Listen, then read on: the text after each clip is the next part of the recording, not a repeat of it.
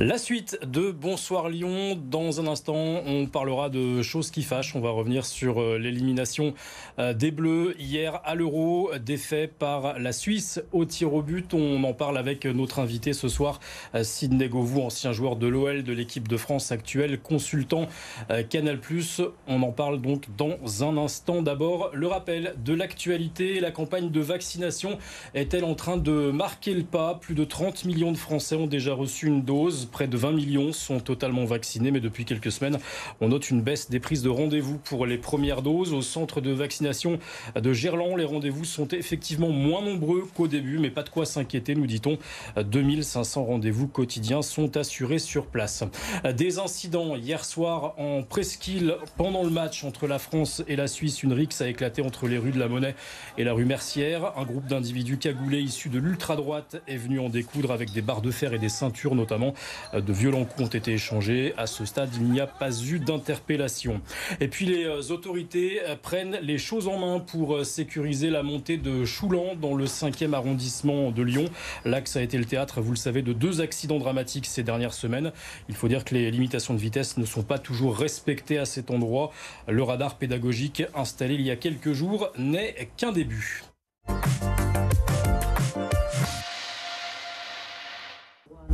Notre invité ce soir dans Bonsoir Lyon, Sidney Govou. Bonsoir. Bonsoir. Merci d'avoir accepté notre invitation. On ne vous présente plus.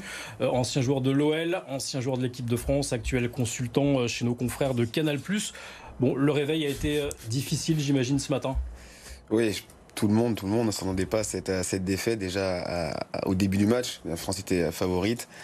Et les tournures du match aussi, à un moment donné, on a cru que la France allait se qualifier à 10 minutes de la fin. Et malheureusement, il y a eu cette séance de pénalty, de prolongation avant et pénalty derrière qui a amené la Suisse à se qualifier. Vous avez fait un tweet d'ailleurs suite à cette défaite, à cette élimination. L'équipe de France a fait une Noël et puis vous précisez jouer une mi-temps sur 2. Vous êtes un petit peu dur là dans l'analyse, non?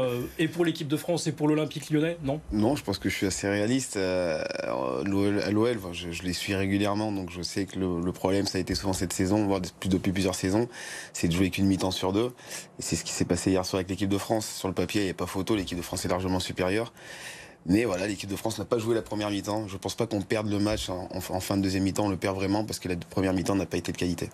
On pensait quand même qu'on avait fait le plus dur. Comment est-ce qu'on explique une telle déroute? Parce qu'on était mené au score à la mi-temps, certes, mais on revient un partout, 2-1, 3-1.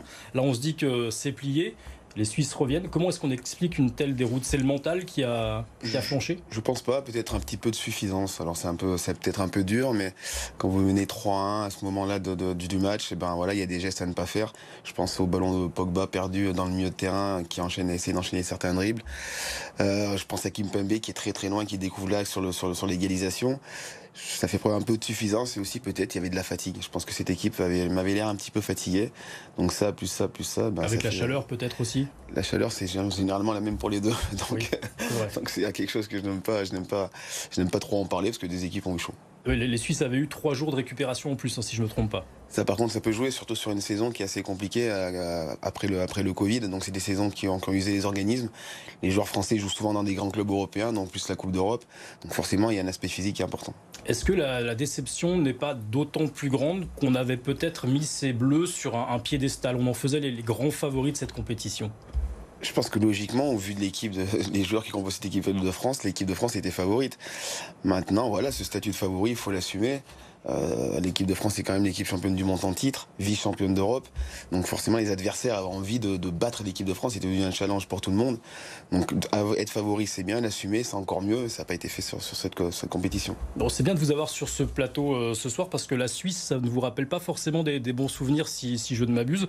En 2008, vous étiez dans le groupe France qui disputait l'Euro qui avait lieu en Suisse et en Autriche. Alors la France n'avait pas rencontré la Nati, mais la France n'avait pas passé les poules. Comment est-ce qu'on vit ces moments difficiles en sélection? Parce qu'après, chacun rentre chez soi. Est-ce qu'on a le temps d'évacuer? De parler entre Oui, c'est difficile forcément, mais comme c'est des compétitions qui arrivent après des années qui sont assez dures, assez âpres pour la majorité des joueurs, vous avez qu'une envie généralement, c'est de passer à autre chose. Vite arriver à la saison prochaine, surtout vite de partir en vacances, récupérer, penser à autre chose, faire le vide et essayer de se reprogrammer pour la saison d'après. Mais c'est des choses qu'on oublie difficilement quand même. Alors dans ce match contre la Suisse, hier, il y a quand même des points positifs à retenir. Les anciens lyonnais se sont quand même illustrés. On va commencer d'abord par Hugo Lloris, le gardien qui sort ce penalty. Est-ce que là, ça sonne le réveil de l'équipe derrière cet arrêt? Parce qu'à 2-0 pour la Suisse, c'est pas le même match. Ah oui, carrément. Je pense que c'est ce qui a permis à l'équipe de France, en plus de la mi-temps, je pense qu'il y a eu un gros débriefing à la mi-temps de Didier Deschamps, qui a permis à l'équipe de France de revenir dans le match. Cet arrêt est magnifique. On voit quelques minutes après, il y a le but de Karim Benzema. Donc, il faut des déclics. Je pense que cette équipe-là avait besoin au moment-là d'un message fort en dehors de celui de l'entraîneur. Il a été envoyé par Hugo. Oui, Hugo Lloris qui avait été fortement critiqué auparavant, notamment à cause de ces pénaltys qu'il n'arrivait pas à arrêter. J'ai regardé, j'ai entendu un peu des stats. Finalement, il arrête beaucoup plus de pénaltys que ce qu'on pense. Alors, vous parliez de Karim Benzema, on va en parler. 2 buts en 3 minutes. Son bilan de l'Euro, il est positif. Il a réussi son retour en bleu, Karim Benzema. Oui, de point de vue personnel, mais moi j'aime bien parler de foot, ça reste un sport collectif. Donc oui, personnellement, il n'a pas grand chose à se reprocher, il a fait le taf, il était attendu, donc il a répondu présent, il a marqué dans des moments importants. Maintenant, le foot reste un sport collectif, donc j'ai du mal à dissocier l'échec de l'équipe de France avec la réussite de Karim. Individuellement, certes, ça reste une vraie réussite pour lui, il avait beaucoup à prouver, mais ça reste un sport collectif, donc moi j'aime juger l'ensemble. Et Karim Benzema qui encore aujourd'hui fait la fierté des supporters lyonnais. On l'a vu à la fan zone de Gerland hier lorsqu'il a marqué son doublé. Comment est-ce qu'on explique cet amour des Lyonnais pour Karim Benzema? Parce que c'est un joueur d'ici, c'est un vrai Lyonnais. Il a été formé à Lyon, il a joué à Lyon, il a performé à Lyon, ce qui n'est pas forcément le cas pour beaucoup de joueurs qui sont en équipe de France, d'avoir performé dans leur club. Il a été champion avec Lyon. Derrière, il joue carrément dans le plus grand club au monde pour moi. Et encore là-bas, il performe, il rentre en Ligue des Champions. Donc forcément, quand vous avez cette identité, quand vous avez cette image-là, il représente Lyon, donc forcément, il y a de la fierté. On sait qu'il viendra prendre sa retraite à Lyon, sa dernière année, peut-être il la jouera à Lyon. Je sais pas, c'est à lui qu'il faut poser la question. Est-ce que c'est opportun? Je sais pas, ce qu'il y aura leur opportunité de revenir. Mais le plus important, ce sera comme tour au tour. Il faut bien le gérer, il faut être sûr que ça se passe bien. En tout cas, il a fait un commentaire lui aussi sur Twitter. Rien n'est jamais facile. On continue à se battre pour préparer l'avenir. L'avenir va vite arriver. C'est la Coupe du Monde en 2022. Il en fera partie de cette équipe qui ira à la Coupe du Monde. Ça, je sais pas, il y aura un sélectionneur. Est-ce que ça sera le même? On verra. Si c'est encore Didier Deschamps, est-ce qu'il fera confiance aux mêmes personnes? Aujourd'hui, moi, j'ai toujours dit que c'était une aberration de ne pas avoir Benzema en équipe de France parce que ça reste le meilleur attaquant français, voire le meilleur attaquant au monde. Maintenant, s'il continue à jouer comme ça avec le Real Madrid, il n'y a pas de raison pour qu'il sorte de l'équipe. Justement, Didier Deschamps, vous en parlez, c'était ma prochaine question. Il doit rester sélectionneur selon vous ou il faut changer là? Non, je pense qu'il y a une certaine logique. Il y a la Coupe du Monde qui arrive assez rapidement en 2022.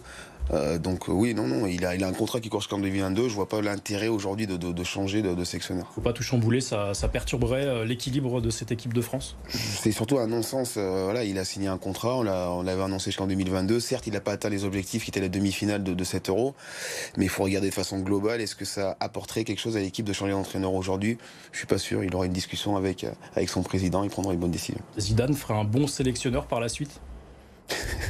C'est une question que tout le monde se pose. Je pense que dans un futur proche ou lointain, il sera certainement un jour sélectionneur de l'équipe de France. Est-ce qu'il sera bon? Il n'y a que les résultats qui le diront. Est-ce qu'il faut en vouloir Sidney à Kylian Mbappé? Non, on peut pas en vouloir une séance de pénalty à un joueur qui rate un pénalty. Il est jeune, il a pris ses responsabilités. Il a raté, ça aurait pu être quelqu'un d'autre. Non, lui en vouloir, non. C'est plus peut-être dans la gestion d'avant-tournoi de Kylian Mbappé. Pas lui en vouloir à lui, mais je trouve qu'il y a eu un peu d'ingérence aux côtés de ce joueur, qui est un jeune joueur, à qui on donne beaucoup de responsabilités, à qui on donne beaucoup, à qui on laisse beaucoup faire. On attendait peut-être beaucoup trop de lui? Non, on n'attend pas trop d'un joueur de cette qualité. On attend ce qu'il faut. On ne va pas demander la même chose à un Coman qu'à Mbappé. On sait le potentiel d'Mbappé. Donc c'est normal qu'on soit exigeant sur nos joueurs. Mais la façon dont on a managé Mbappé avant cette compétition me dérange un petit peu. Un dernier mot, votre favori désormais dans cet Euro, c'est quelle équipe? Et maintenant que la France n'est plus là, il a un petit peu évolué au début de la compétition. Moi, j'avais mis en surprise les Anglais, parce que je trouvais qu'ils avaient une équipe assez jeune et un peu changeante. Mais de ce qu'on j'ai pu voir aujourd'hui, les Italiens m'ont fait forte impression. L'Italie, donc on va mettre une petite pièce sur l'Italie, on écoute vos conseils. Merci beaucoup Sidney Govou d'avoir été notre invité, ancien joueur de l'OL, ancien joueur de l'équipe de France et consultant chez nos confrères de Canal+. Merci à vous.